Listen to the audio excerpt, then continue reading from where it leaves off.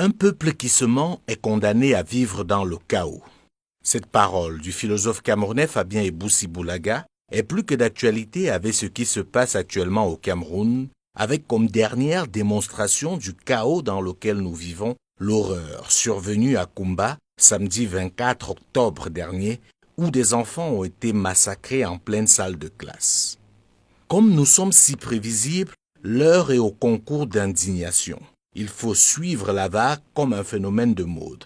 Il faut être Kumba au risque de subir les remontrances de la bien-pensance pour qui il ne faut rien dire de plus que condamner cet acte odieux qu'elle qualifie à juste titre d'inadmissible.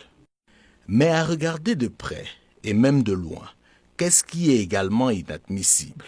Le caractère spectaculaire et extrêmement barbare de ce qui s'est passé à Kumba ne doit pas créer la dictature du raisonnement par l'émotion. Qui peut véritablement dire qu'il est surpris par ce qui nous arrive aujourd'hui? Si nous choisissons de vivre dans le mensonge, alors nous devons en assumer les conséquences, même les plus horribles. C'est donc pas la peine de rechercher les coupables, car nous les connaissons. Ils sont là, autour de nous. Ils sont en nous et nous guident au quotidien dans nos actes, dans nos prises de parole et même dans nos choix. C'est la lâcheté, la cupidité, l'égocentrisme, la fourberie, la peur, l'incompétence, le tribalisme, l'ignorance, le mensonge, l'hypercentralisation du pouvoir et bien sûr sa confiscation. Qu'il soit clair dans nos esprits, notre indignation spontanée, guidée par nos émotions, ne ramènera pas à la vie ces innocents et ne suffira pas à réconforter leurs proches. Au lieu d'être des médecins après la mort, nous devons nous demander qu'avons-nous fait pour que cela n'arrive pas.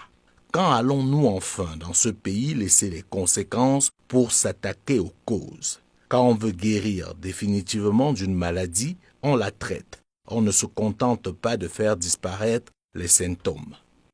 Kumba, c'est une conséquence. C'est l'un des nombreux symptômes de ceux dont nous souffrons depuis plusieurs années. Disons-nous bien que tant qu'on ne soignera pas véritablement la maladie, les symptômes réapparaîtront toujours. Oui, ce qui s'est passé à Kumba est inadmissible, mais ce qu'il est autant, c'est de n'avoir pu rien faire pour éviter que cela arrive. Si la force pouvait régler un problème politique, il y a longtemps qu'on le saurait. Si la force pouvait venir à bout du terrorisme, il y a longtemps qu'on n'aurait plus d'actes terroristes comme celui de Kumba à travers le monde. Si les puissances occidentales veulent véritablement combattre le terrorisme, qu'elles arrêtent leur politique impérialiste à travers le monde et on verra le terrorisme diminuer considérablement. Comme pour dire, si nous ne voulons plus d'un autre combat, arrêtons de nous mentir. La crise anglophone ne date pas de 2016. Les revendications sécessionnistes ne datent pas de 2016. La force ne règle pas un problème politique. Pour ne pas aller plus loin, rappelons déjà que l'un des points majeurs de la tripartite en 1991, c'est-à-dire il y a 29 ans, était déjà la crise anglophone. Rappelons-nous que la principale proposition pour régler ce problème était une véritable décentralisation avec la mise sur pied des régions, et que cette proposition avait par la suite été consacrée par la Constitution de 1996, qui était en fait une constitution de sortie de crise. Mais qu'avons-nous fait? Comme d'habitude, nous nous sommes mentis. En lieu et place de la décentralisation, nous avons plutôt hypercentralisé le pouvoir au point de créer des délégués du gouvernement nommés par le président de la République pour empêcher aux quelques élus locaux issus de l'opposition de travailler. Rappelons que dans cette constitution de 1996, qui une fois de plus était une constitution de sortie de crise, nous avions convenu que le mandat présidentiel serait désormais de 7 ans renouvelable une seule fois. Mais fidèles à nous-mêmes, nous nous sommes encore mentis. En 2008, alors que certains se réjouissaient déjà d'une éventuelle alternance au sommet de l'État, le pacte social, qui devait pourtant nous faire sortir de la crise des années 90 et nous éviter de nouvelles crises dans l'avenir, a été rompu devant nos yeux. Et ceux qui ont essayé de dire à l'époque « c'est pas possible », « c'est pas ce qui était prévu » ou encore « c'est inadmissible », ont subi les affres du régime en place et de leurs affidés. Soyons sérieux. Ce qui est également inadmissible, c'est d'organiser un grand dialogue pour soi-disant régler une crise alors que les véritables acteurs de la crise ne sont pas présents. Ce qui est également inadmissible, c'est que plus d'un an après ce soi-disant grand dialogue, les mesures déjà très controversées de cette rencontre soient si peu visibles sur le terrain. On ne fuit pas le feu en marchant. Il y avait urgence à faire vite et bien, mais comme d'habitude, nos mensonges nous ont rattrapés. Ce qui est également inadmissible, c'est de parler de reconstruction dans une zone en guerre.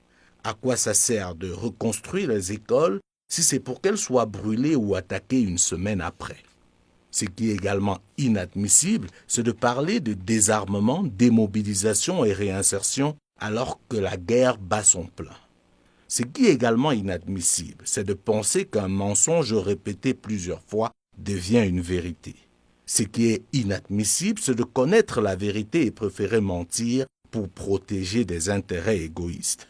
Rien de ce que nous dirons ou ferons aujourd'hui ne ramènera ces pauvres innocents à la vie. Par contre, nous pouvons avec nos paroles, mais surtout nos actes, éviter que cela ne recommence. Mais seulement, sommes-nous prêts à cela? Sommes-nous prêts à arrêter de nous mentir? Comme nous le disions déjà il y a peu, à défaut de regarder dans la même direction, regardons-nous dans les yeux et disons-nous les vérités. Le problème du Cameroun, nous le connaissons tous. Mais certains parmi nous choisissent de faire semblant, de nous mentir, de mentir aux autres, en oubliant qu'ils se mentent à eux-mêmes. Le Cameroun est le bien le plus précieux que nous avons en partage. Nous n'avons aucun mérite d'être nés Camerounais, mais nous avons l'obligation d'en être dignes. Car le Cameroun n'a pas commencé par nous et il ne s'achèvera pas avec nous. Si nos prédécesseurs, ces authentiques héros, Martin-Paul Samba, Douala Mangabel, Ruben Oumniobe, Félix Roland Mounier, Castor Osende Afana, Ernest Wandje et les autres, n'avaient pas refusé de se mentir à eux-mêmes et aux autres comme certains parmi nous font aujourd'hui, nous serons encore en train de chanter la Marseillaise à l'école en nous inclinant devant le drapeau français.